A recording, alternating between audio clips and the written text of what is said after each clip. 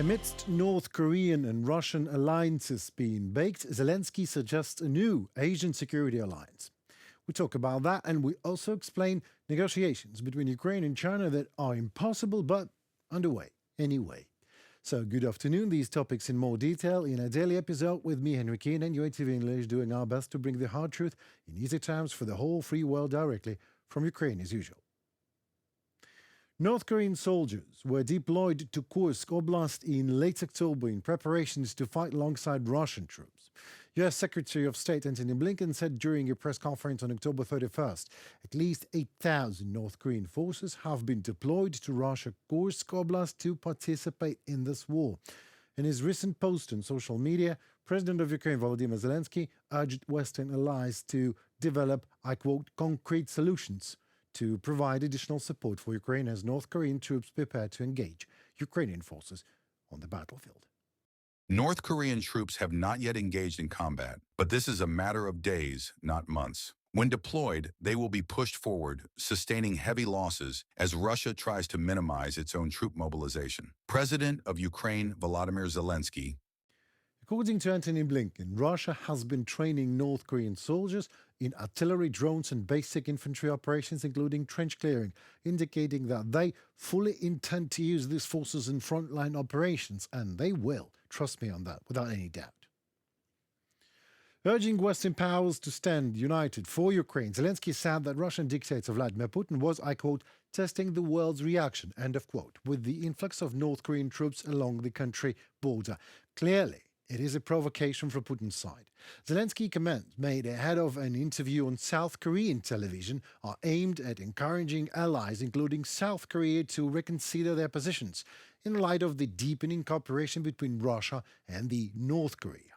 Amid increased military casualties and concern over the Russian public reaction to domestic mobilization, Putin visited Pyongyang in June to ratchet up support for Russia's war in Ukraine, signing a mutual defense pact with the country's dictator, Kim Jong-un. In his post, Zelensky called for new military alliances to emerge to counter the military cooperation between Russia and North Korea. The time may be right for an Asian security alliance, Zelensky said. Both Japan and South Korea are strong, civilized nations, and reaching out to China could be essential in countering North Korea's aggression, as North Korea is actively pulling that region into a war.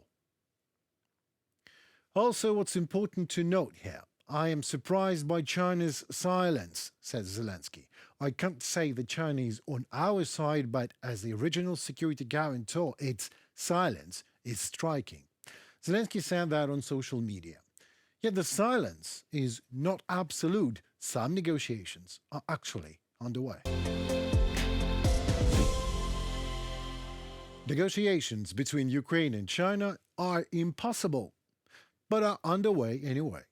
It is about agriculture for now. I know we all expected military topic, but that is amongst actually a few good traits of high politics. A topic can change swiftly. Sometimes even amidst discussing one topic, another one emerges. So it is better to discuss agriculture than nothing at all. And agriculture is also very important. Ukraine is currently in discussions with China to expand exports of various agricultural products. The intention is to establish 7 new markets, and for Ukraine to export peas, wheat flour, livestock, feed, beef, corn, poultry, and wild-caught aquatic products.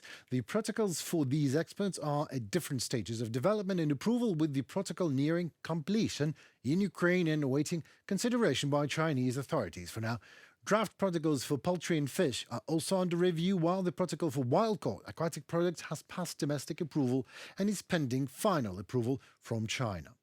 Meanwhile, China's already robust economic ties with Russia have grown stronger since Russia's full-scale invasion of Ukraine beginning in February 2022.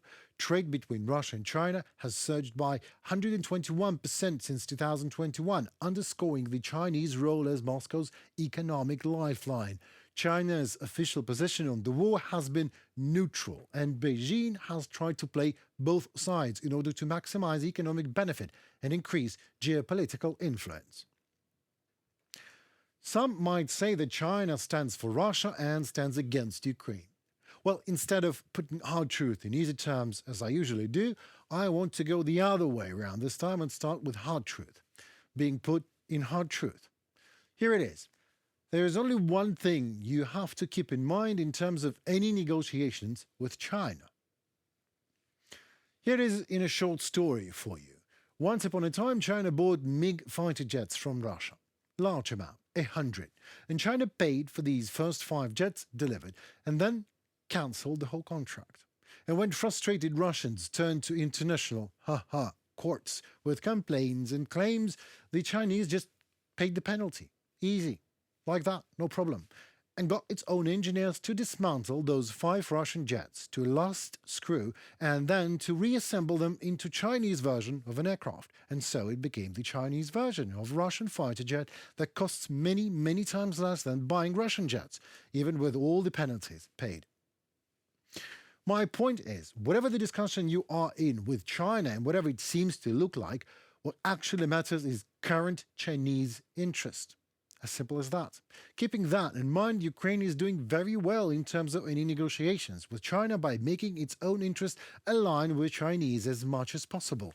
Even so, it looks like agriculture. That was it for tonight. It was me, Henry Keane, and my team at UATV English, and another attempt at bringing hard truth in easy terms for you, for the whole free world, directly from Ukraine.